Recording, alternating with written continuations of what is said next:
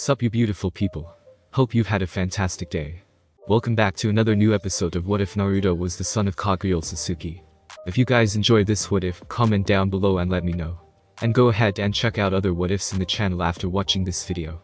Don't forget to subscribe and leave a like, and also share this video with your friends. So now let's start this video. Along the dirt road that cut through the vast forests of Fire Country, the cloaked man was walking with hesitance. The hood of the cloak hid his white mid-back length hair and eyes, while the body of the cloak protected the fine kimono he was wearing from view.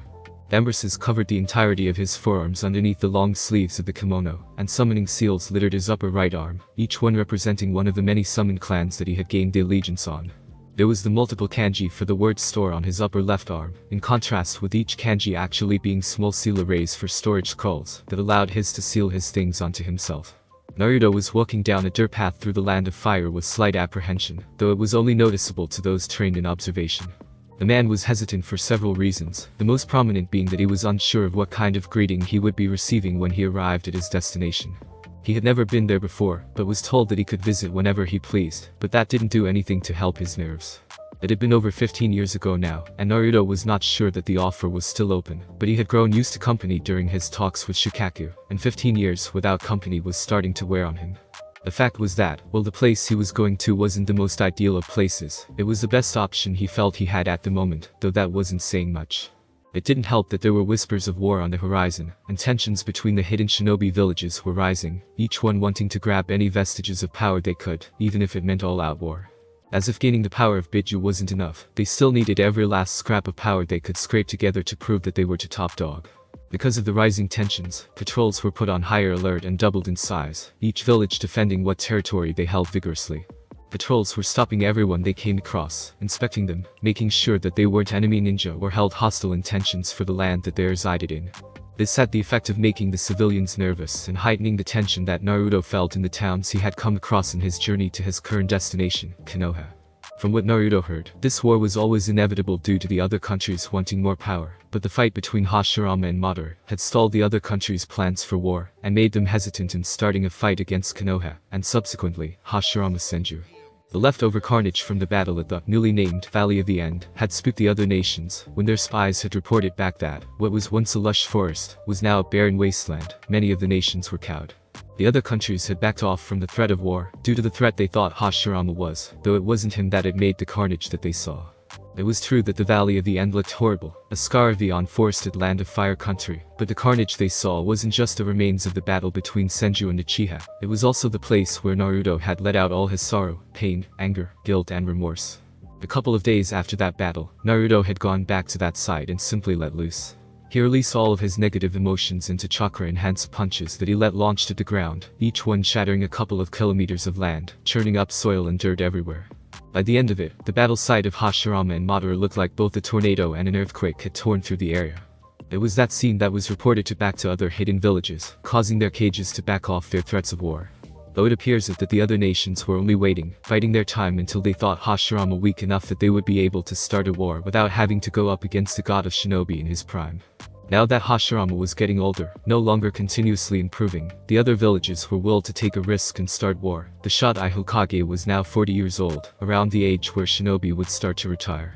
The white-haired man could only shake his head in disgust and disappointment at the cages for their lust for power. War hurts everybody in the end, and it is once it happens do people realize that, but by then it is too late, and none of the leaders who start the war are willed to say that they were wrong.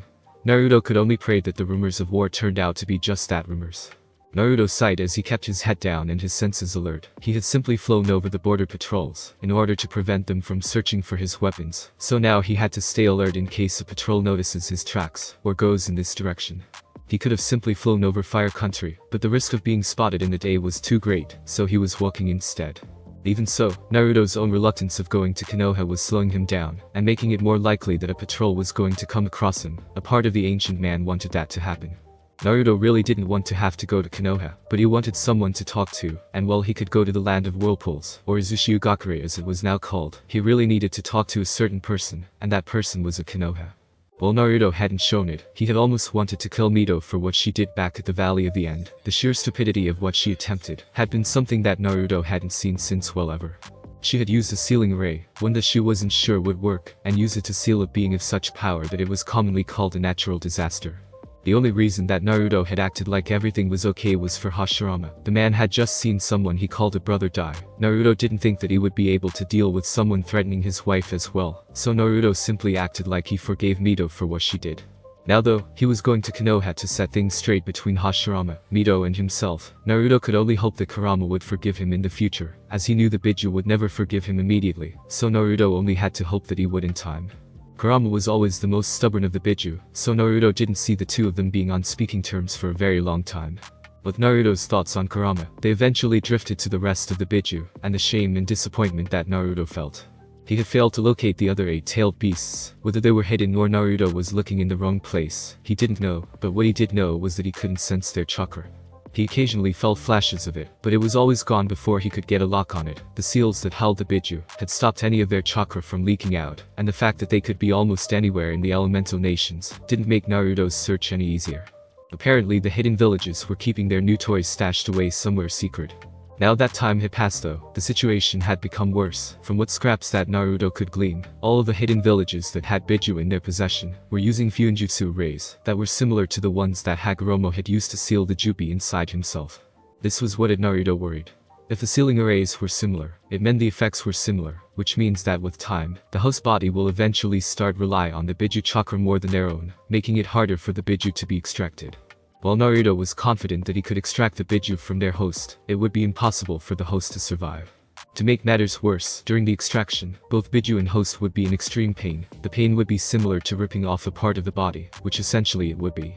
The host's body would be so used to the Biju chakra going through their chakra network that they would assume that it was a part of their body. There were two other options, one that would almost completely painless, that would extract the tailed beast from their container, but it would have severe repercussions for both Biju and Jinchuriki, and another that was completely hypothetical. It was like a last resort method, and Naruto would only do it with the permission from the Biju. While Naruto was willing to let Mito live, it was only because Hashirama wouldn't be able to take the mental strain of having his pseudo-brother and wife die on the same day. The fact that she was an Uzumaki helped her case, but not by much. Though Ōtsutsuki wasn't willing to extend the same courtesy to anyone else, he thought, to be blunt, that the Biju were the last of his family, considering that Hagoromo was their father creator. When Naruto came out of his thoughts, he shook his head and began to pick up the pace, quickening his stride. He wanted to get to Konoha quickly before another patrol came by. Naruto sensed it before he could see it. With his senses extended, it was almost impossible to miss. What they were called hidden villages Naruto would never know. Naruto could sense his hundreds upon hundreds of chakra signatures, all in varying sizes, ranging from civilians to some of the largest chakra signatures that Naruto had seen in a while, though none of them even began to reach the level of his own, and none ever would. As he began to approach the entrance to the first hidden village, Naruto could begin to make out the large gates that protected the inhabitants stood proudly. A large wall was connected to the gate that then made its way around the villages, encircling it. The gates themselves were open wide with two, Naruto could only assume, gate guards observing people as they went through the gates. The two were obviously shinobi. The Konoha headband with a leaf insignia was displayed proudly on their foreheads and iron armor protecting their shoulders and torsos with plain black clothing being worn underneath. Both were most likely sensor classes shinobi. Those with the ability to sense the chakra in others to a better degree than most. It would make sense, using sensor class shinobi to root out any enemy ninja that managed to get past the border patrol before they infiltrate the village. Naruto walked towards the gates without a hint of worry about being found out, due to being able to suppress his chakra down to civilian levels, though he had placed his hood back up to prevent the shinobi from being able to see his eyes. They would certainly bring up unwanted questions since the Hyuga had moved into the village. As Naruto made his way to the gates, he could feel the eyes of the shinobi guards on him as he made his way through. Naruto could feel that they were wary of him, but his civilian chakra levels made them pass the wariness of as nothing. Whoever said that ninja were naturally suspicious was a liar. Naruto walked through Konoha at a sedated pace, taking in the sights and sounds. It wasn't every day that he got to go somewhere new. Being alive for 3 millennia can take the fun out of everything, so Naruto learned to try to get fun where he could. When he looked around, Naruto couldn't help but let a small smile come to his concealed face, as he observed the almost carefree attitude of the civilians that littered the streets, while there was a tense undertone that Naruto could feel. The civilian citizens of Konoha seemed to be trying to ignore it, wanting to simply bask in the moment, rather than worrying about the possibility of a war. It made Naruto happy to see people looking happy, even if it might not last. Naruto had to step to the side as 3 children, dressed in smaller versions of the uniform that the gate guards were wearing, shot past him in a hurry. Looking the way they were going, Naruto managed to make out that they were chasing a cat with brown fur and a ribbon on one of its ears. Naruto then turned back and kept walking. He'd learned over the years that in some situations it was better not to ask questions.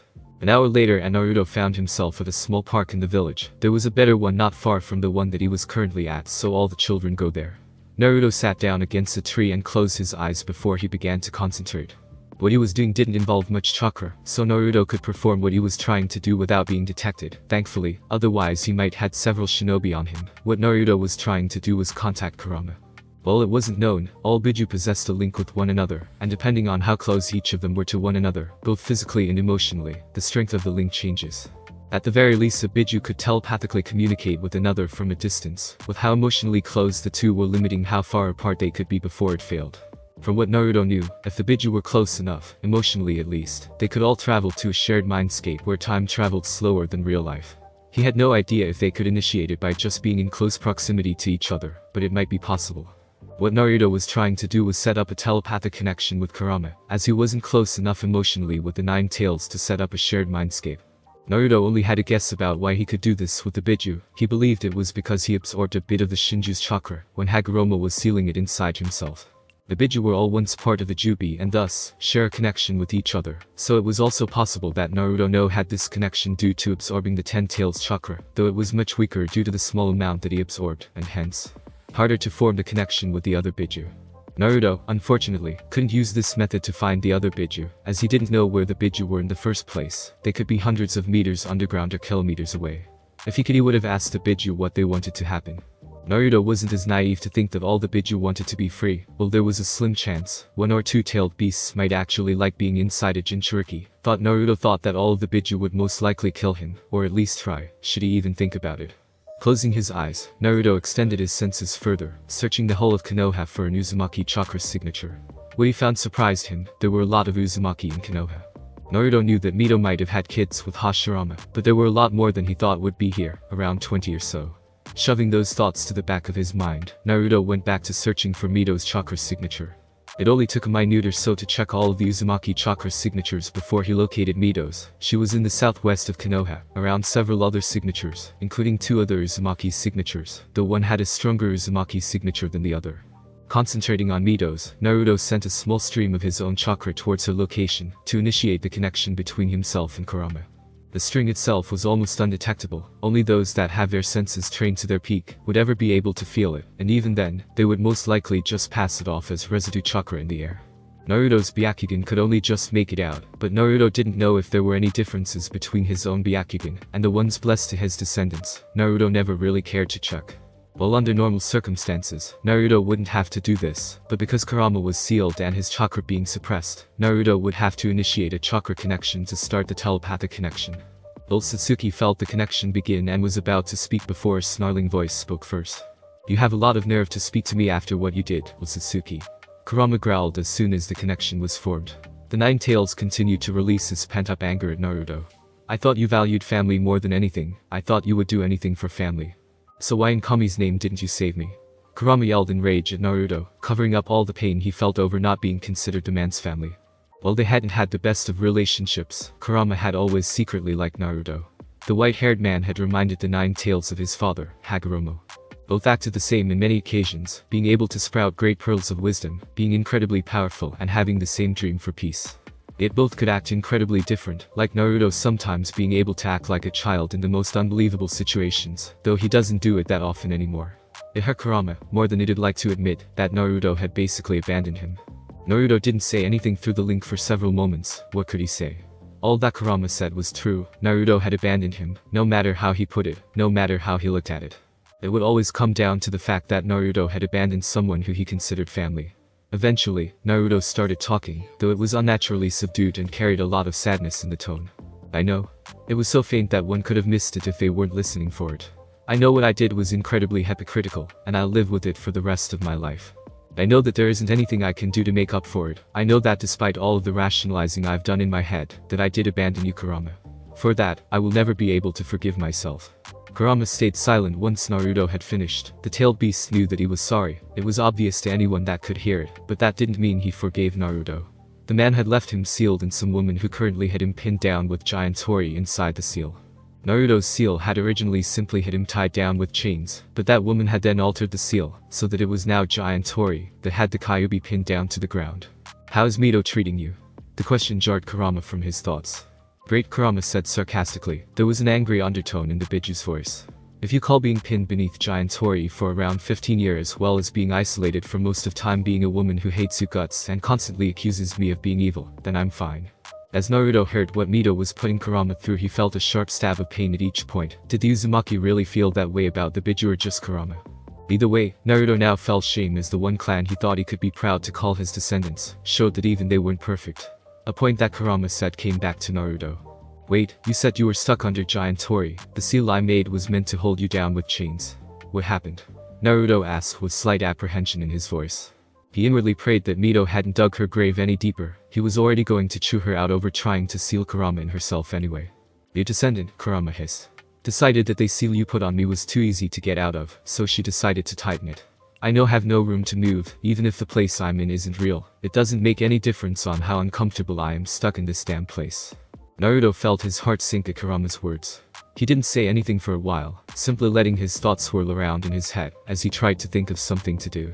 He wasn't going to leave Kurama trapped in Mito, but if what he sensed was right, then Mito was a mother, possibly a grandmother. He couldn't take a parent away from its child. He couldn't rip a family apart like his own one had been, but his own would be if he didn't. He knew that Kurama was more of a family member that the Uzumaki technically were now, their connection to him being dulled over the years, but he didn't know if he could handle the guilt of being the reason why a family was broken. There was then Hashirama to think about. The Senju wouldn't let Naruto kill his wife, and Naruto had no wish to kill his last student.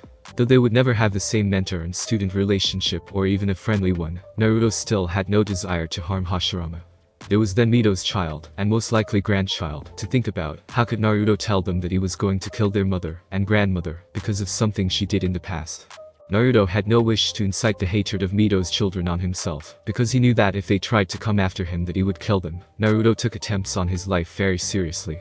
If someone had a mission, goal or wish to harm Naruto, he would hunt them down, so that they couldn't accomplish it.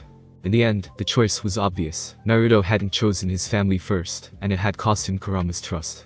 Naruto wasn't going to make that choice again. "Kurama," Naruto called to the Nine Tails. "There are several ways I can free you, some involve bloodshed. I want those ones, while others can resolve our problem peacefully." Naruto continued as if he hadn't heard what Kurama said. While the Nine Tails wasn't a demon like most thought, it still enjoyed violence far more than it should. Having as much power as Kurama did almost always ensured that the being had some sort of lust for battle, to use the power they had. Even Naruto sometimes itched for a fight, though those times were rare. "Which one gets me out of this seal the fastest?" Kurama asked after a few seconds of quiet. "Do you wish for there to be pain or no pain?" Naruto responded with a question of his own, though Kurama apparently wasn't in the mood for specifics.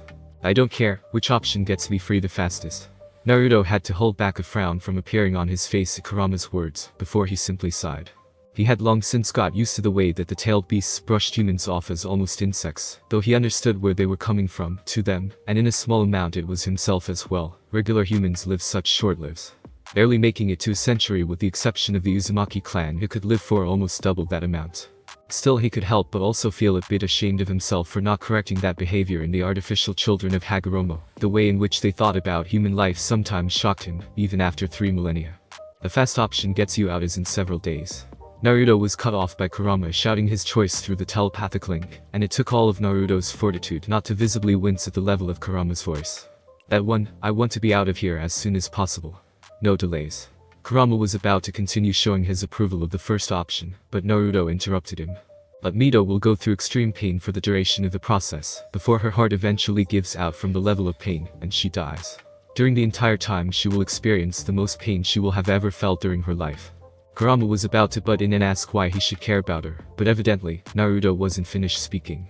"You will also go through this pain, the same that will affect Mito, and it will be incredibly painful for you, maybe the most painful thing you will ever experience. This pain will also last for days." Naruto spoke quietly as he let Kurama absorb his words. He knew that when he talked about something being painful, he meant serious pain. The kind of pain that leaves emotional scars on those that survive. And while technically Kurama didn't have a brain to get emotional scars, he did have a conscience, and he liked it the way it was, not all scared. The nine-tailed demon fox gave a sigh before it asked Naruto another questions about the options. "How long would the least painful option take?" "I can be done within the day." Naruto could sense Kurama demanding to know why that option wasn't given first when he asked for the fastest way, so he continued talking as to not annoy the Biju. He knew that if Kurama actually wanted, he could cut off the mental link altogether. "But you wouldn't actually be free for a few years." "Explain," was the Biju's response. Naruto took a moment to calm himself. This wasn't one of the best options he could come up with, but it was the least painful. "I kill Mito." There was silence from both sides of the telepathic link, as Kurama took in what Naruto had just said. When he felt like Kurama had enough time, Naruto continued. "Powerful seals need chakra to power themselves, but more specifically they need flowing chakra that is constantly pushed through the array. If there isn't a constant flow of chakra, the seal will deactivate. This can have varied results." Naruto took a breath to steady calm himself again. Naruto didn't feel comfortable basically plotting someone's death unless they deserved it, and while Mito had done something bad, it hadn't left enough damage for him to plot her death. "You, right now, are being held by a seal that is restraining your power and is being powered by the chakra in Mito's body, like water behind a dam. If I was to kill Mito, then her chakra would stop powering the seal, and your chakra would come rushing out. Unfortunately, the sudden loss of restraint will cause your chakra to explode outward with no direction, much like your Bijidama, your chakra would be scattered. But you would reform in a few years as your conscious pulls your chakra back to a central point, and to you that time will probably feel like it only took seconds." Naruto was about to stop speaking, but decided to add in one last point. "Though Kurama, I do have another way we can do this." Kurama said nothing as he pondered over whether to listen to Naruto. He knew that what Naruto was going to suggest would be some sort of diplomatic approach. The nine-tailed fox knew that Mito had children, and that Naruto was reluctant to split up families, unless he had no choice. Kurama knew that the way that Naruto was going to suggest was the way that he could get out of this situation, with the clearest conscience he could, and while part of Kurama was angry that Naruto was putting himself before Kurama. The Nine Tails was calmed when he remembered that Naruto would be freeing him. It was just that the ancient man wanted to do this as clean as possible. "Can't you just draw up some sort of counter-seal?" the Biju grumbled. "Something that would only open up the seal a little bit, so that I could slip out." "No," Naruto said instantly. "Writing up a counter-seal for the one that Mito has would have the same effect as me extracting you from Mito. You are both still joined at a deeper level than you should be. If Mito had left the seal as it was and had not altered it, then yes, it would have been as simple as creating a counter-seal, but she didn't. The seal she used was similar to the one that Hagoromo and I used to seal the Jubi. It allows your chakra into her chakra coils, allowing her access to your power, though you can also affect her, if she doesn't keep you locked up tight enough. The only real difference between the two is that the one Hagoromo used was able to seal more power, and was tighter than the one you are currently restrained by." Kurama frowned at those words, before something Naruto said caught his attention. "You just said that my chakra was in her coils, wouldn't that kill her?" Kurama asked. Naruto mentally shook his head before responding. "No, the amount inside her coils is minute. That small amount is meant to act as a rope that can pull more of your chakra from you into her body. She wouldn't be able to use much of it at first, but eventually she would gather up a resistance until she can use as much as she wants." Kurama growled at that. There was no way in the 13 levels of hell that anyone would gain control of his chakra. Kurama would do anything he could to prevent someone gaining control over him, even if it meant that he had to let Mito live. Kurama grumbled for several moments at the loss of bloodshed he would get to see. The Nine Tails knew that any violence that involved Naruto usually had the habit of turning into a massacre. And walking up to the Senju compound saying that he was going to kill the wife of the Shodai was a good way to do it. While Naruto would say many times over that he preferred peace than violence, Kurama knew incredibly well that Naruto had an incredibly violent side. One that would only show itself when his loved ones were truly threatened, though it didn't come out anymore due to Naruto having no close mortal ties. The Biju were true immortals. They would never truly die, so Naruto would always hold that part back, because he knew that the Biju would always be alive, no matter what. The first time Kurama saw that violent side of Naruto was when the Biju had accidentally fired off a Bijidama at a town around 3,000 years ago. It was only when Kurama was staring into the burning eyes of an enraged Naruto that he realized that he had made a mistake. Naruto had been staying in that town with his grandchildren and great-grandchildren, and wasn't happy that Kurama had put their life in danger. It had only been after Naruto had smashed Kurama in the face with a chakra-enhanced hook that he realized the Biju had done it by accident, not having full control of his powers then. Kurama steered clear of Naruto for several hundred years after that event. Kurama eventually growled, in reluctance of what he was about to do before addressing Naruto. "Fine, I'll hear your way." Kurama knew that at least he'd be free, though as Naruto elaborated on his way, the nine-tailed demon fox wondered why Naruto held affection for beings that are more likely to die, because they did something stupid than from natural causes. He took solace in that fact that he'd be free. Kurama decided to find some place to take a nap after he was freed. Being imprisoned for several years was quite draining on the mental facilities. The Senju compound was larger than many of the other clan compounds that inhabited Konoha, rivaling the Uchiha clan in its size. There were several buildings located around the compound, each on housing a branch of the Senju clan, with several buildings being clan buildings containing a library, dojo, armory and clan meeting hall. All of these buildings were encircled by a large wall that gave all of the Senju clan privacy, allowing them to relax, helping to keep them safe. The clan head's house was larger than the rest, being the place where the clan head was housed. It was to be expected. It was located in the center of the compound, acting as a rallying point for the rest of the clan, should there be an emergency. A wooden fence gave the house a private backyard for the clan head and their heirs to practice their techniques and other special abilities, away from prying eyes. There were 2 guards posted just outside of the doors of the house. The guards were vigilant. There had been several attempts over the years by those from other villages, and from power-hungry people inside the village, to gain the secrets that were held in the head of the Senju clan's house. A few had almost succeeded had it not been for several seals placed around several of the locations where sensitive or private information was held. Naruto didn't really care about any of that as he made his way up to the gates of the compound. His mind was too focused about what he and Kurama had discussed to do the day before. Though the way Naruto had thought of was completely untested, the ancient man was confident that he would be able to pull it off successfully. The main problem with it would be that it required control and concentration more than power. In fact, Naruto was pretty sure that it would require the most control he had put into anything. As Naruto made his way towards the gates and as he approached the large doors that gave privacy to the entirety of the Senju clan, he was stopped by 2 guards standing in his way. Both looked quite young. It surprised Naruto that a clan would let their security be placed in the hands of 2 people who looked to be about 15 or 16. What reason do you have to visit the Senju clan today? Well, it was put forth as a question Naruto knew it demand when he heard one. He knew the guard wasn't going to let him through, unless he got a proper reason. I'm visiting Mito Uzumaki, wife of Hashirama Senju. Naruto waited for the 2 guards to step aside to let him through, but neither did. I'm sorry sir, but both Hashirama-sama and Mito-sama have requested no visitors for the next couple of months. If you have any questions then you may go ask Nidaime-sama in the Hokage's office. The guard's reply was said with a hint of a threat though to Naruto. The guard would have had better luck threatening the clouds not to move.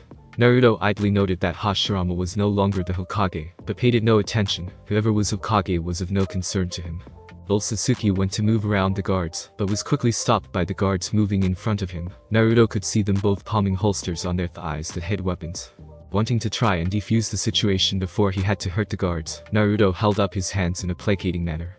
Look, I'm just here to see Mito. If you'll just step aside, I'm sure no one needs to get hurt. Naruto thought his tactic was going to work until the guard shot it down with his next words. I told you, both Mito-sama and Hashirama-sama have asked for no visitors for the next couple of months.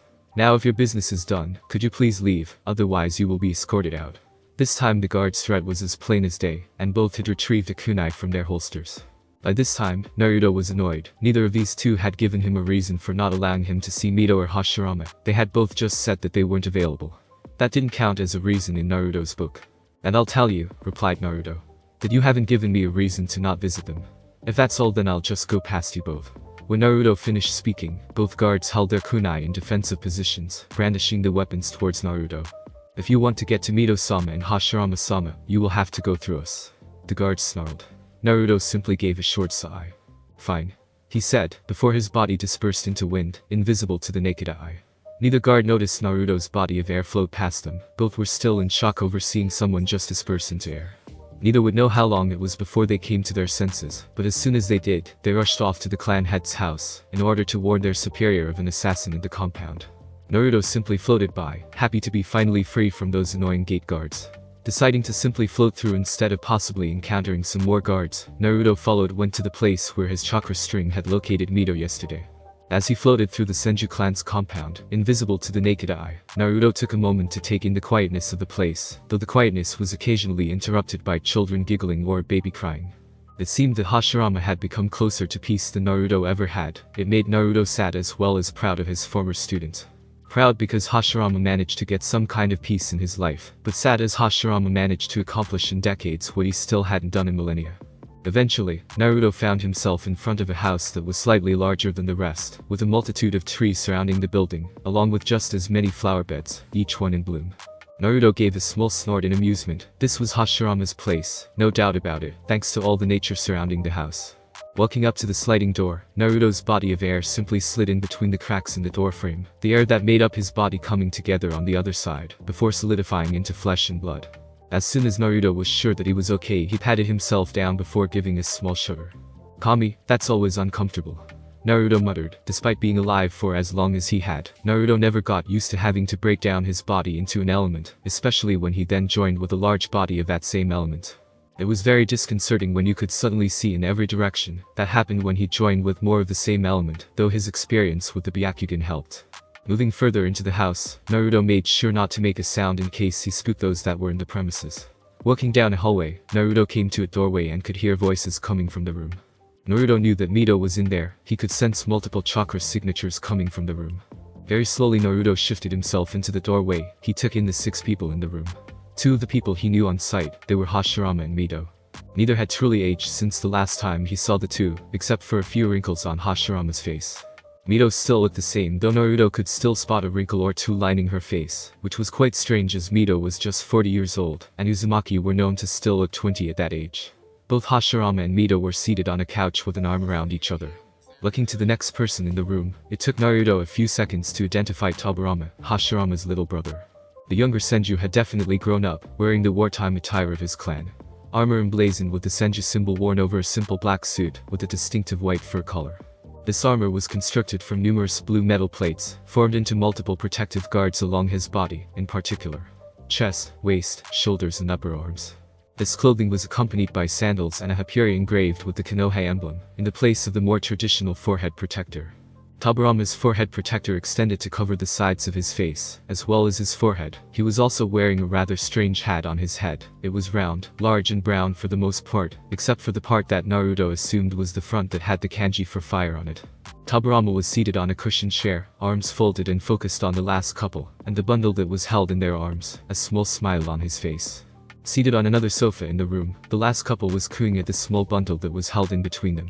The man resembled Hashirama to a degree, having the man's dark hair and eyes, though unlike Hashirama, the man's hair was short, just reaching his shoulders. Naruto could see a kind of happiness in his eyes that Naruto only ever had when he held his 2 children for the first time. The man was obviously a shinobi, the forehead protector and ninja wire that was wrapped around his waist, arms and legs giving him away quite easily. He wore long, loose, white pants and a plain black shirt on his torso. The woman beside him, that Naruto could only assume was his wife, was looking at the bundle between them with the same love that he was. She had blonde hair, something that Naruto rarely saw out in Fire Country. Her hair fell straight down her back, petty features that gave her a cute appearance. Her soft hazel eyes only enforced that opinion. From what Naruto could guess, she wasn't a shinobi. She was too relaxed. She didn't carry the natural sag that he noticed around shinobi her age that they got from fighting. She was wearing a white kimono with black pants. Both were adorned with the Senju clan symbol, marking her as one of them. Naruto then looked at the baby, wrapped up in pale blue blankets and looking up at her parents with a toothless grin.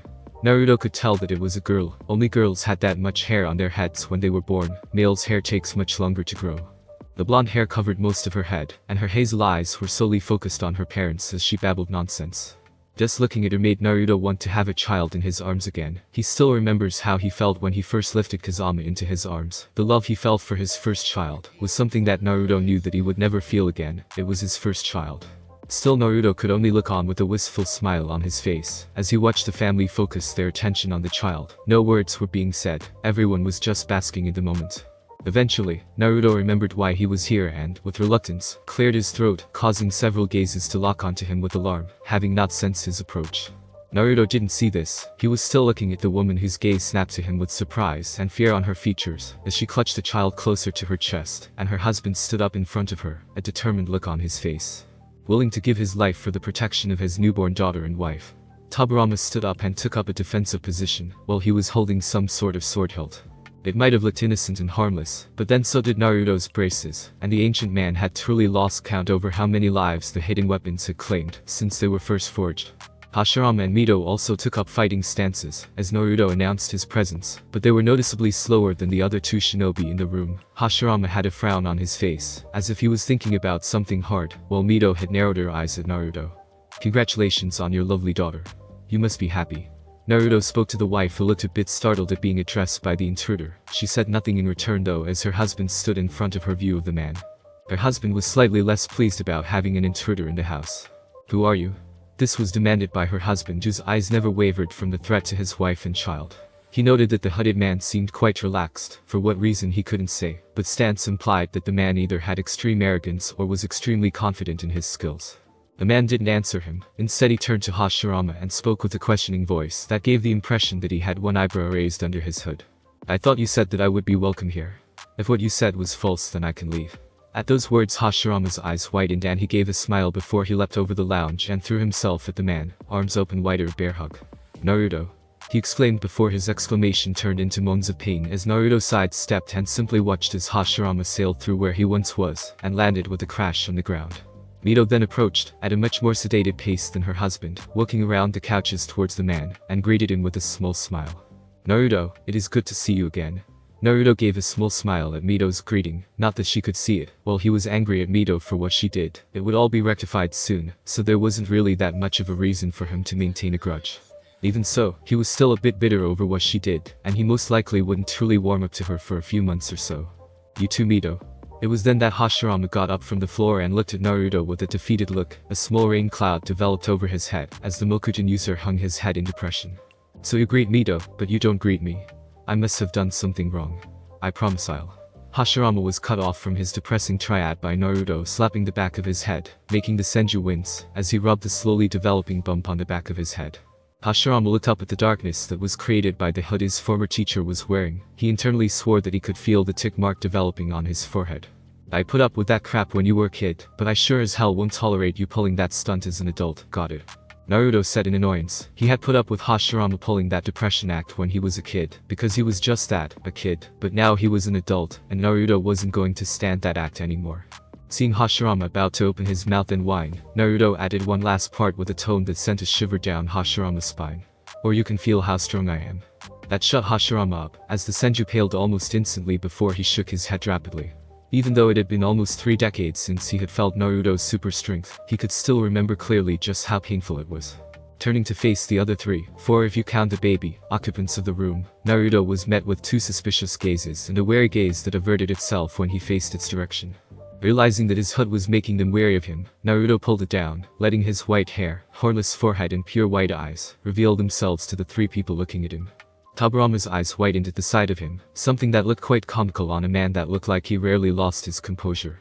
Tobirama then turned to Hashirama with a look that met his brother's eyes. The two then seemed to have a conversation with their eyes before Tobirama eyed Naruto, and relaxed his stance slightly though not completely. Naruto was the only one that caught the exchange between the 2 brothers. Dad, the husband asked. He was still tensed and keeping his gaze on Naruto. Who is this and why is he here? Hashirama turned to Naruto, asking the man a question with his eyes. Naruto caught on to what Hashirama was trying to ask him, and Naruto nodded, granting Hashirama his consent. The pseudo-immortal didn't actually care that much about who knew. He guarded his identity, yes, but Ōtsutsuki didn't hide it as ferociously as many would think he would. While he preferred people not knowing as it would change their opinion of him, he was okay with people knowing his identity, as long as he approved of them knowing beforehand, though judging by Tobirama's expression when Naruto lowered his hood, Hashirama might have spilled it to his brother. Hashirama turned to his son and gestured for him to relax. It's okay Haru, Naruto is a friend, and while his entrances leave something to desire he isn't here to harm Miki or little Tsunade. I promise. His father promising seemed to get Haru to relax, but his wary gaze lingered on Naruto. Hashirama was about to begin explaining to Haru and subsequently Miki who Naruto was when the thumping of feet on wood reached his ears, turning towards the doorway. Hashirama was greeted by the 2 guards that were posted just outside the entrance to the compound. Both looked like they had been running for a bit and were a bit tired, but then again they had only just started taking their training seriously, preferring to spend time with girls than learn the ninja arts, so that was to be expected. One of the 2 finally explained what they were doing in the clan head's home. Hashirama-sama, we suspect that an assassin may have info. The young ninja stopped as his eyes landed on Naruto before he pointed a finger at him and exclaimed, that's him, he's the assassin. Naruto simply raised an eyebrow at the adolescent. Did he really think that he was an intruder when he was standing in a room without being attacked? Hashirama was apparently thinking the same thing and gave a chuckle before addressing the boys. It's okay, the man there is not an intruder, so there is no need for the alarm, you may both go back to your posts. Hashirama dismissed the boys who bowed and left, but not before giving another glance towards Naruto. Naruto then turned back to Hashirama. The Mokuton user had approached his son and settled a hand on his shoulder, before getting both his son and his wife to sit down on the couch, Miki now cradling her daughter. Hashirama then sat down back on the couch he was originally sitting on before Naruto came in with Mito sitting beside him. Tobirama sat down on the chair he was before though no he was sitting forward, and had a sharp look in his eye. Naruto simply sat down on another lounge, resting his arm on an armrest, while the arm supported his head. He was kind of hoping that he would be able to get Mito and Hashirama alone, but it appeared that fate was not on his side today. He could only hope that Mito and Hashirama would let him explain why he was here in private. Naruto wasn't in the mood for people to jump the mark when he said why he was here, and he had a strong feeling that it would happen with other people present. Son, do you remember the stories I told you as a child, the ones about the Sage of Six Paths? Hashirama asked his son, who slowly nodded his head with a small frown on his face. Yes, Haru replied. But I fail to see why that matters here, it was just a story. Naruto had to smother a snort at that. Haru would be in for a big shock in the next few minutes. Miki just looked a bit confused. She most likely wouldn't have heard the story of Hagoromo. Naruto idly mused, she did grow up as a civilian. Hashirama looked around for a second before he turned back to his son and his daughter-in-law. Haru, that story was true. The Sage of Six Paths really did exist. There was a 10 tails, the Rinnegan was a real Dujutsu, everything in that story was true. Haru's eyes were open wide in shock, his mouth partly opened. Miki had no clue what was going on, the look on her face giving it all away, but she could see that her husband did, and that whatever it was surprising to say the least. Eventually though, the second woman in the room asked her own question. Hashirama, Miki said in a hesitant voice, unsure if she was allowed to speak, not being a shinobi. Could I ask a question? Of course Miki, ask whatever you want. Hashirama encouraged. Miki looked around at the room, only now noticing that everyone's eyes were on her, including the former intruder. The new mother took a breath before she asked her question. It was the Sage of Six Paths, and how does it relate to that man, Naruto, breaking into her house? Her eyes darted to Naruto as she spoke, still nervous about a stranger being in their house and so close to her baby, who she cradled to her stomach. The child had dozed off sometime, the baby not having much energy to stay awake because she was still so young. Miki made sure to keep the head resting in her hand, having been told by the medical ninjas at the hospital that she would have to support the head of the child for several months, until the neck was strong enough to hold the head. Oh, sorry Miki, I forgot that you wouldn't know who the sage was. Hashirama said sheepishly. I'll explain how this relates to Naruto after. Hashirama then looked into Miki's hazel eyes as he explained who the sage was. The Sage of Six Paths, or Ikemen-sanin, is a legendary figure in history, albeit a not well-known one. Not many people know of him due to how long ago he lived, but to those that do remember him, he is revered, similar to Kami. The Sage of Six Paths was the one that gave people the ability to use chakra, the one that installed peace to the lands. He is even known to have created the moon itself.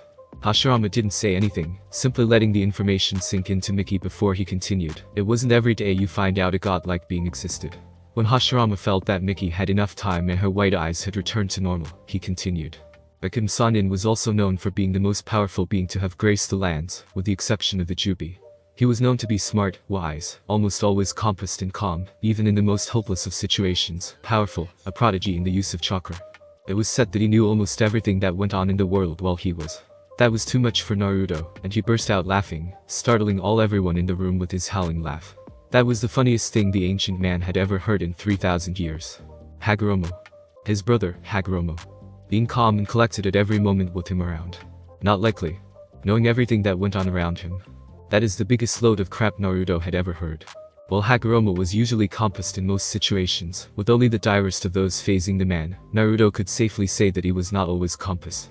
Naruto had always known how to push his elder brother's buttons with amazing accuracy. It was to such a degree that in his teen years, Naruto knew what to do to get a certain reaction from Hagoromo. Naruto can safely say that it was one of the most satisfying discoveries he had made in his lifetime. The funniest part would have to be when Hashirama said that Hagoromo had known everything going on around him. Hagoromo obviously forgot about that little power when Naruto was pushing him into a pond. Naruto didn't really think that smart could be associated with Hagoromo either. While the man was smart when it came to books and all that, Hagoromo could sometimes simply have a moment when his brain turns off. Like the time that he had thought to use a lightning attack in a pond after Naruto had pushed him in, now that was funny. Naruto didn't know exactly how long he had been laughing, but apparently it had been a while because when he finally managed to pull himself together, Mito was looking at him with annoyance, but Naruto could see a hint of a smile at the corner of her mouth. Hashirama was smiling up a storm, even though he didn't know what was so funny about what he had said. Tobirama looked at Naruto with the irritation that Naruto had seen on Madara's face when Hashirama did something annoying. Haru was confused and a bit annoyed at why he was laughing, and Miki was smiling hesitantly at him, but Naruto could see that she had relaxed a fair bit. Apparently, Naruto laughing gave her a bit of proof that he wasn't going to harm her family. Naruto eventually wiped a small tear of laughter out of his eyes before straightening up on the lounge. Sorry, Naruto finally managed to get out. I haven't laughed like that in years. A flashback to what made him laugh so hard made Naruto begin to chuckle. Hagoromo always had been smart and compassed, but he was human in the end, and all humans have flaws. Apparently the elemental nations had chosen to overlook those flaws in favor of making Hagoromo sound like a god. Naruto was pretty sure that his elder brother would slap himself in the head if he could see the world's image of him, either that or roll over in his grave, over how the world had manipulated his teachings. What is so funny? Tobirama's hard voice cut through the room like a blade, increasing the tension in the room to back when Naruto first announced his presence. The Senju was leaning forward, staring at Naruto with a furrowed brow. What is so funny that you feel it appropriate to mock the history of shinobi? Apparently Tobirama didn't know exactly who Naruto was. Perhaps Hashirama only told him that Naruto had helped the Shodai defeat Madara. None of that registered to Naruto though, as he processed exactly what Tobirama had said. The instant Naruto did, the temperature in the room dropped as Naruto's anger grew at Tobirama's unknowing insult. The room's other occupants stiffened and Miki clutched little Tsunade closer to her body. What did you say? Naruto's voice was a whisper, but Tobirama and the other 4 adults all caught the words, and the anger behind them. Naruto's face had slackened, but his white eyes burned with rage as he stared directly at Hashirama's younger brother. How dare he? Naruto raged inside his mind. How dare he dare even think that Hagoromo was the history of ninja? Shinobi are what my mother and I feared, and Hagoromo's worst nightmare. They are the perversion of chakra to the highest degree. The worst case scenario on what would happen if the world gained the ability to use chakra. Naruto stared at the frozen form of Tobirama. The Senju hadn't moved since Naruto's burning gaze was directed at him. If you ever say that again, in my presence or not, I will beat you into a paste, a stain on the side of the road. Naruto hissed at the gray-haired man. You know nothing of what you speak, you merely sprout words with no facts behind them. Like a novice kenjutsu user, you swing your sword around without the skill to properly use it. Think before you speak, child.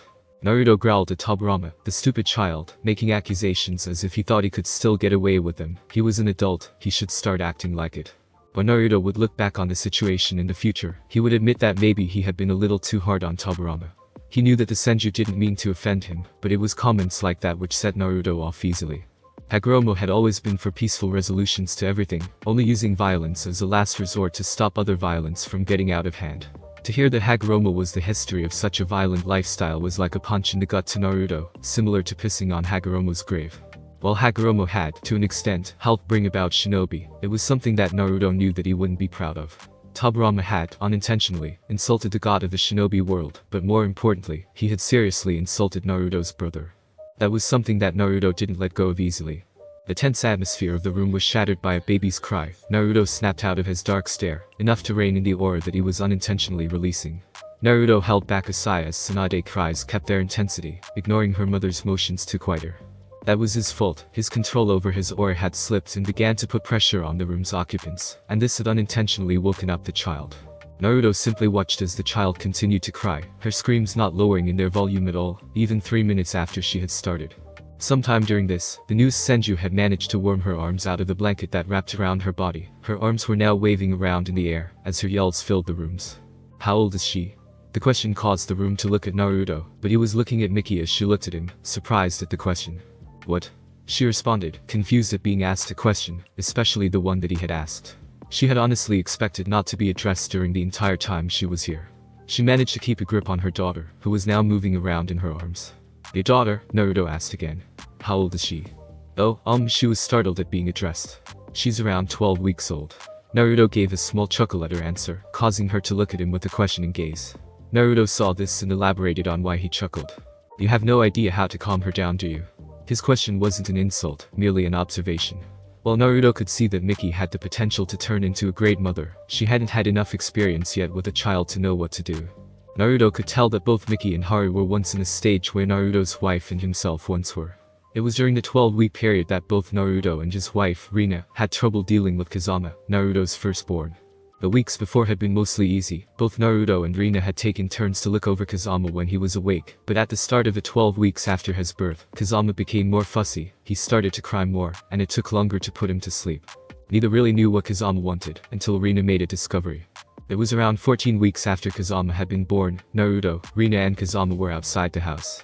Rina was trying to calm Kazama down, as the child was in another one of his crying fits, while Naruto was simply doing something to entertain himself. While Rina tried to get Kazama settled down, both knew that another person wouldn't help things.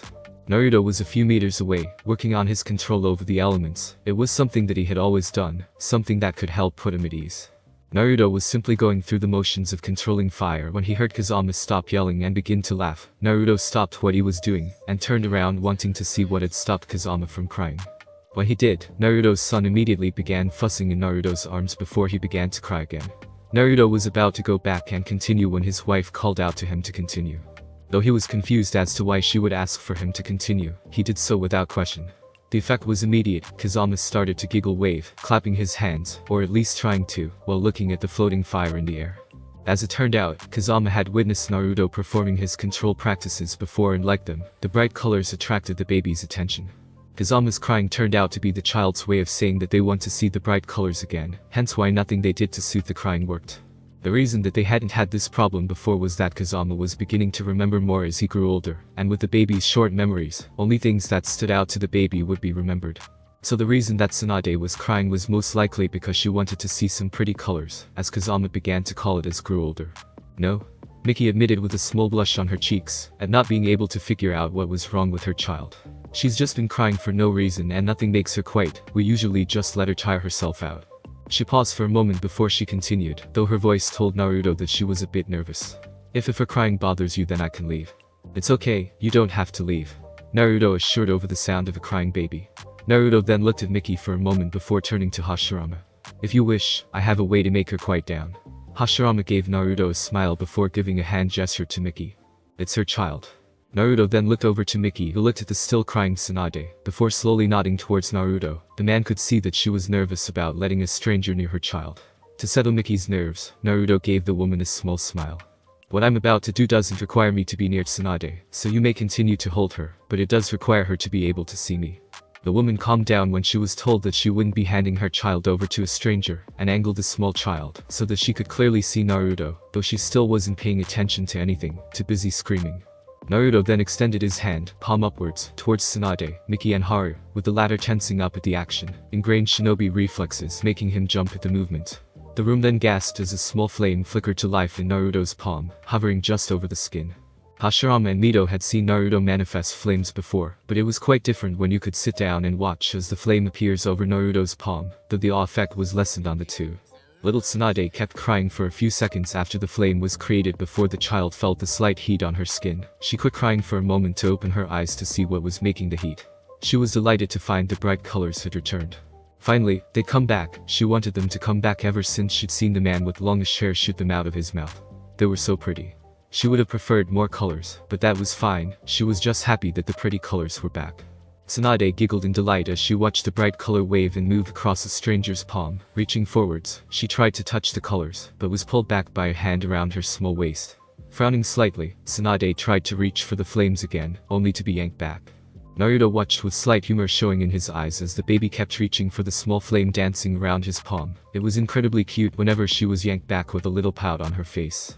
With but a small thought and a flicker of chakra, Naruto shaped that flame into a small dragon that began to make its way around the room, hovering just over the heads of those seated. The child giggled in joy as she watched the dragon fly around the room. She started giggling even more when Naruto had it start to chase Hashirama around the room, shooting small streams of fire at the eldest Senju as he ran. With another thought, Naruto then had the dragon turn into blue. The flames changed from those of heat to those of cold. Hashirama certainly found it strange when instead of being licked by the heat of fire, it felt like the icy waters of a cold lake in the winter. With a yelp, the Hashirama picked up the pace in his speed, though still enough so that his granddaughter could still see it and laugh at her grandfather.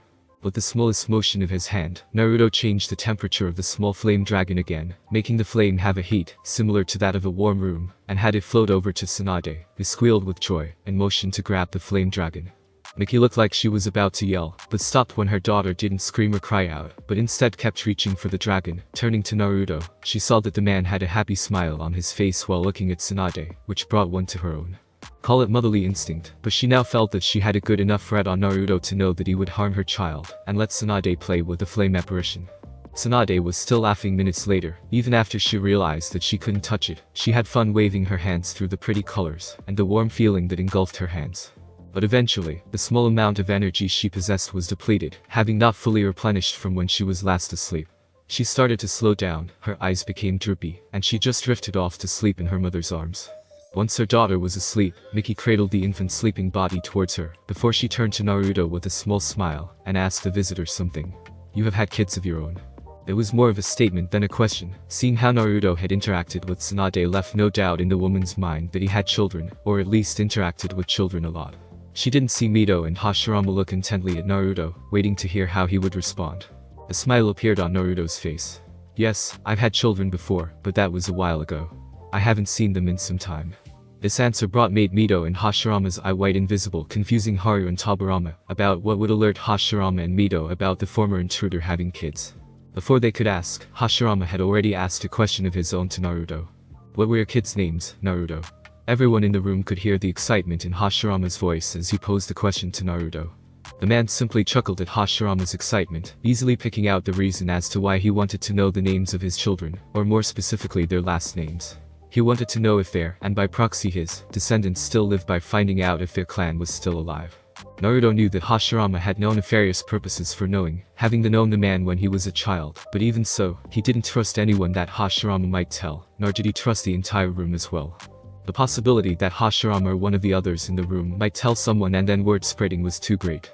Sorry Hashirama, but I'm not going to tell you the last names of my children, Naruto said, holding back a smirk that threatened to split his face, especially when Hashirama pouted at being found out.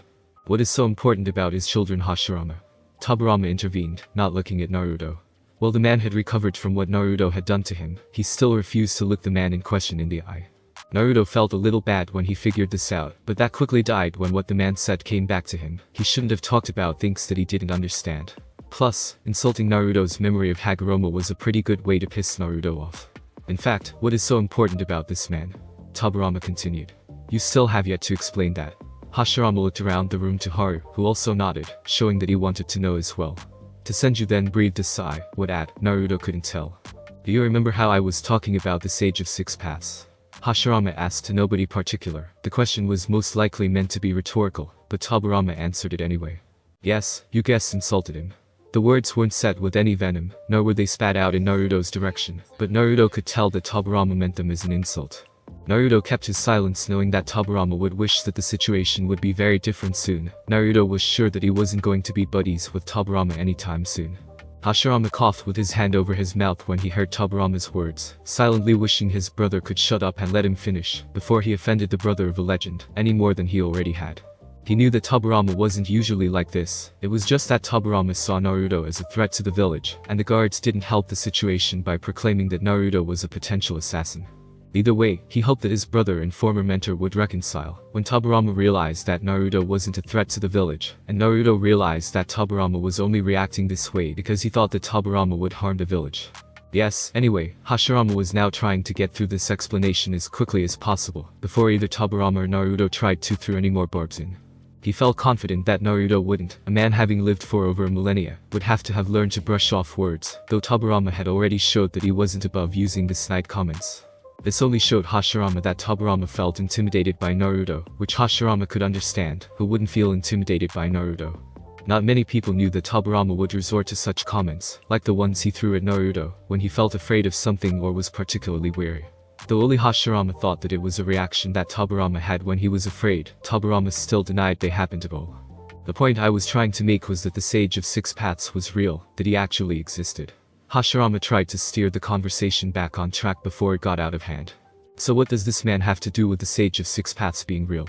Haru asked his father, wanting to get to the point of this conversation. Hashirama took a deep breath before looking directly into his son's eyes. What most don't know about the Sage of Six Paths was that he had a brother. Naruto is that brother. No one said a word after Hashirama revealed who Naruto was, and simultaneously, the level of power that the man wielded. Haru simply stared at his father, eyes wide and mouth slightly agape, as his brain tried to process what he had just heard, that someone with possibly untold power was sitting in the same room as him. Miki wasn't quite as overwhelmed as her husband, having not grown up hearing tales of the Sage of Six Paths, but got the gist of what was going on. Tobirama on the other hand didn't know whether to scoff or have a mental breakdown. On one hand, this could all be tricked by his brother, something to wind him up, or an elaborate prank that Hashirama was playing on everyone. It wouldn't have been hard to believe. Hashirama had done it once before, making everyone believe that he had somehow ascended to immortality, like many of the myths about the Sage of Six Paths speak of. He even somehow managed to create some sort of halo of light around him, and even levitate slightly off the ground. Many of the Senju compound actually believed it, Tobirama included. That was until Mito came forward and slapped him across the back of the head, revealing that Hashirama had been using wires and a ceiling array to create light. Tobirama had never quite gotten over how easily he was fooled by Hashirama's stunt. On the other hand, Hashirama was more serious than Tobirama had seen him in a while. The fact that he trusted this Naruto character with his granddaughter immediately told Tobirama that Hashirama trusted the man to some extent. As well, that Hashirama looked genuinely surprised to see the man when he turned up also told Tobirama that Hashirama hadn't known that the man was coming to their house today. Many of the signs Tobirama had seen so far pointed to Hashirama telling the truth, that this Naruto character was actually the brother of the Sage of Six Paths' brother. Although that means that Tobirama had insulted the man, possibly offending him and inciting the man's wrath. Tobirama was thankful that the man had shown that he was easy to speak to and less provoked or has his buttons push. Tobirama could only hope that Naruto didn't hold Tobirama's ignorance against him. Eventually, all eyes in the room turned to Naruto, who was still sitting on the couch with simply looking around the room. When he noticed the eyes of the room's occupants on him, Naruto straightened. If you are done with your explanation, Hashirama, I need to explain why I'm here. I've already wasted more time than I meant to. Naruto's words caused the shinobi in the room to straighten up. They all recognized the tone of voice that Naruto was using. It was the tone that many of their comrades use when relaying something important. Naruto looked around to make sure that the room was paying attention before his eyes landed on Miki. The civilian woman looked like she was incredibly uncomfortable in the tense atmosphere that now permeated the room. Naruto then addressed the mother. If you want Miki, you may leave. This doesn't involve you in any way, and I'm sure that you would like to put little Tsunade down. Miki smiled at Naruto for being able to spot her unease before she rose and left the room, a sleeping baby cradled against her body. Once Naruto was sure that Miki was out of hearing range, he then turned to Mito and looked at the Uzumaki Senju before crossing his arms and pointing a single finger at her. You're the reason I am her, Mito, he said, stunning those in the room. Naruto's voice held an accusation in it, and as far as the rest of the room knew, Mito hadn't done anything wrong. You might not have known what you did was wrong, but you did it. That is why I am here. I am going to correct this. Tobirama, Hari and Hashirama stiffened as Naruto said that he would correct what Mito had done, not liking the choice of words that he was using. Naruto immediately noticed this and let out a snort of amusement at the Senju males. Relax, Mito will not die, so you can relax. Besides, Naruto's features sharpened and his gaze gained a piercing edge. Do you honestly think that you could stop me if I tried? There was a slight challenge in the tone towards the Senju males, but none were willing to take the bait. There was also the fact that the three of them knew that Naruto would be able to kill them. Sure, they might last several minutes, but all of them knew that they would eventually die. Hashirama knew this far better than Tobirama or Haru, having battled Naruto and seen how powerful the man was, though there was always a small part at the back of his mind that told him that Naruto wasn't fighting as hard as he could that day. What did I do wrong? Mito asked with slight nervousness, though she didn't think that she did anything wrong. I didn't help the fact that she might have offended Naruto and somehow incurred his wrath. Naruto stared at Mito intently before he spoke. You sealed away the Kyuubi within yourself. When you did this, you trapped someone that I considered family. There was silence in the room as the three Senju and one Uzumaki tried to digest what Naruto just said. Mito finally recovered and stuttered out a question filled with disbelief. What? She managed. You consider the Kyuubi family? Is this some kind of a joke? The astonishment and disbelief was almost visible in her voice, but Naruto's face remained blank of emotions. He simply stared at Mito. No? Naruto said, his gaze locked with Mito's. I consider the Kyuubi family and I'm here to get him out of the seal that you currently have him trapped in. Naruto then gestured to Mito's stomach where the seal was located, prompting the Uzumaki woman to place a hand over it. This seemed to snap the Senju males out of their shock. How do you plan to get the Kyuubi out? Hashirama asked with trepidation. I've heard rumors that many of the other hidden villages have tried to remove the Biju from their host, only for the host to die. You said that Mito wouldn't die, so how would that work? Wait. Tobirama interrupted. Hashirama's youngest brother was looking at the Shodai Hokage, with something akin to disbelief on his features. You actually going to go through with this? Letting him remove Konoha's biggest military deterrent, potentially cripple our village, just because some man says so. Hashirama rounded on Tobirama faster than the younger brother expected. Tobirama, while I love my village, I also have faith in our shinobi, that they will be able to fend off any attack that comes our way. Do you not feel the same? The former Hokage's voice was heated as he argued with his brother. Tobirama immediately fired back to Hashirama, raising his voice as the two Senju brothers bickered. Of course I do, Hashirama, I just don't think that they would be able to last against Jinchuriki. I know you've heard the rumors from the other hidden villages, Hashirama, that the Ichibi, Nippi and possibly the Sanbi Jinchuriki have all gained full control of their Biju's chakra. Do you think that our ninja could last against them? Some of them might, but many of our forces would not. Of course I've heard, Tobirama. The two Senju were now standing, leaning towards each other in a heated argument. I've heard those rumors just as well as you have, but I want my wife to be happy. Putting her through those hellish training regimes is not the way to make her happy. We both know that controlling a Biju's chakra is a constant battle, that one slip in concentration is all it takes for Jinchuriki to lose control of their Biju's chakra. I thought that we both agreed that it was too risky to do that with the Kyuubi, which is why I'm agreeing to do this. The argument was beginning to show signs of transferring to a fight, and Naruto was beginning to lose patience in the two brothers' pointless bickering. You don't even know if this man is telling the truth, Hashirama. You have seen no proof to even hint that this man is capable of what he says. Are you willing to put her life on the line? The two were now inches apart, any closer and their foreheads would have been touching. Hashirama was about to continue yelling towards his brother before, out of nowhere, a hand clamped itself around the back of his neck, then pressed down, slamming his body into the ground. Hashirama felt a body land next to him and, while ignoring the ache that shot throughout his body, concluded that it was Tobirama. Naruto's voice sounded from above him, telling both down Senju that the one who decked them both was Naruto. If you two are both done arguing, I would like to get this over with. With those words, Naruto released his grip on the two Senju, who then managed to get back to their original positions on the lounges. Silence permeated throughout the room as everyone waited for someone else to talk and fill the soundlessness that had engulfed the room. Finally Tobirama broke the silence. Well, you look after your wife first, Hashirama. Tobirama's voice was back at room level, though it was hard as he looked at his brother. You forget that I am the Nidayume, that I have to think about the welfare of village as a whole, not as individual people.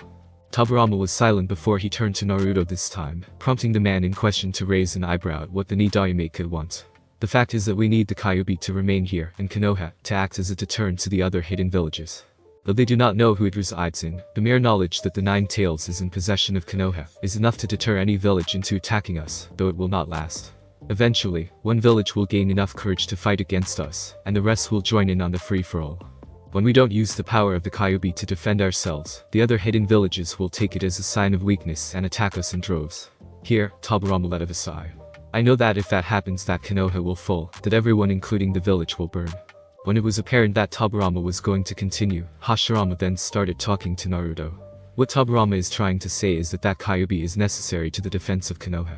Hashirama then looked to his wife who was still just staring off into space, while her hand absent-mindedly rubbed his stomach, though Hashirama knew that she wasn't thinking about the Biju sealed inside her stomach. Hashirama let out a quiet sigh and turned to look at Naruto again, and gave the man a sad look.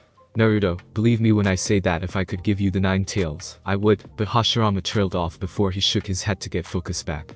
But the Kyuubi is necessary to defense of Konoha. If we didn't need it, then yes, I'd give you it in a heartbeat. There is nothing more I'd like to do right now.